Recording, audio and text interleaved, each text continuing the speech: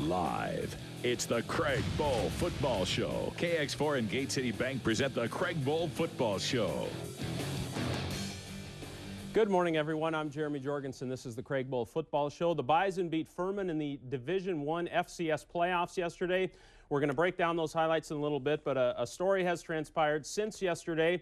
Head coach Craig Bohl joins us on the set here, and Coach, discuss the situation with the University of Wyoming. You know what, always challenging times, and there's never good times for potential coaching changes. You know, as most Division I coaches have representation, I had secured representation, and the University of Wyoming had reached out to them. There was discussions that were ongoing during the course of the week. I had very limited contact at all.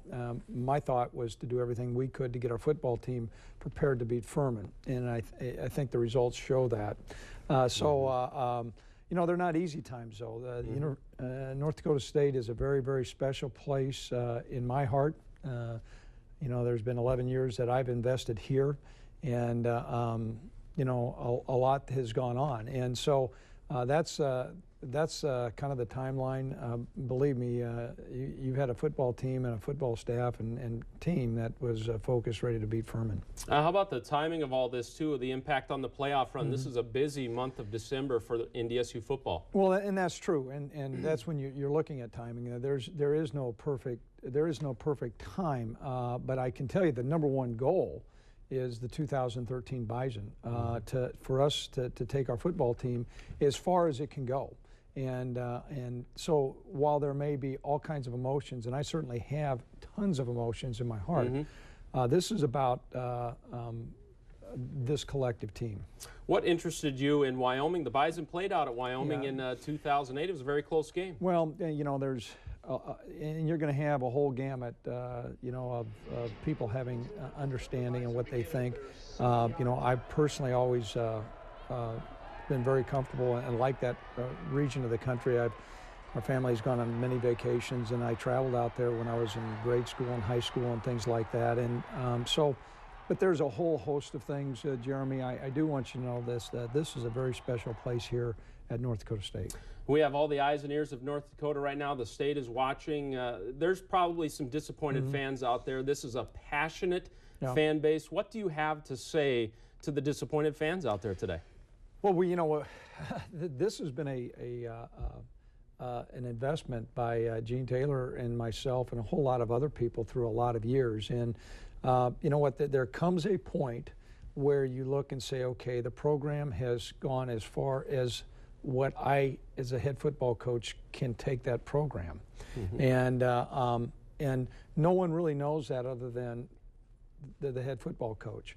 And so, you know, there's lots of dynamics that go into these decisions. You know, it's a complicated question, and there's not an easy answer. But I can tell you, if once you feel like your work is completed, then it's time for you as the leader to step aside and let somebody else take some changes. And you know, I had told Gene a long time ago, my number one goal is to win a national championship. Then we'll sit down and talk. Well, we've won 2. We're in the process of trying to secure 3, and so that's what goes through every head coach's mind. And that's what it was a thoughtful process, no easy decisions, and one that there's a lot of conviction. And you have to go out to Wyoming today for a press conference. Do you go directly to Wyoming? Will you be here next week, or is that still kind of in No, flux? I plan on, you know what, I'm going to go out and meet their athletic director.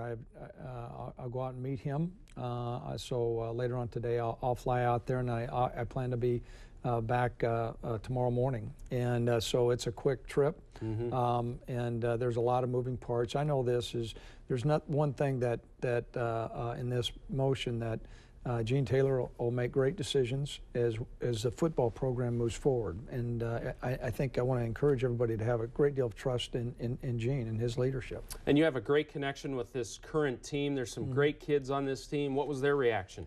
Well, you know, it was important for me when I walked into the room to recognize that there was tons of emotions that I had felt going in there.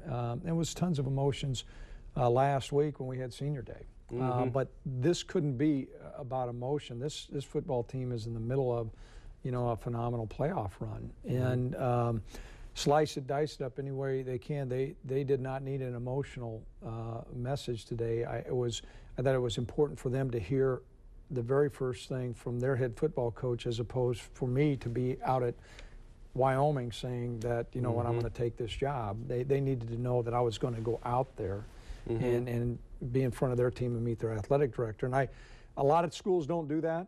A lot of times it's, you know, hey, it's not done that way. And I appreciated, Gene, I appreciate the University of Wyoming, and we'll move forward. How does this impact recruiting? This is a very busy month for both sides. That's a tough one, I suppose. Yeah, it is. That's a great job, Jeremy. And you know it is, but you know, high school players are very resilient, and anymore, there's nothing that goes on that doesn't almost become instantaneous news. And so the thing that I've always believed is that NDSU players come here because of the great institution, the great support that we have here at NDSU. And, you know, head coaches can come and go, but this institution and the program here stays. NDSU is not about one person. Well, the Bison beat Furman, as we mentioned. It is the playoffs. They had a great game this past weekend. We're going to break that down and set up what is yet to come in the playoffs. Stay with us.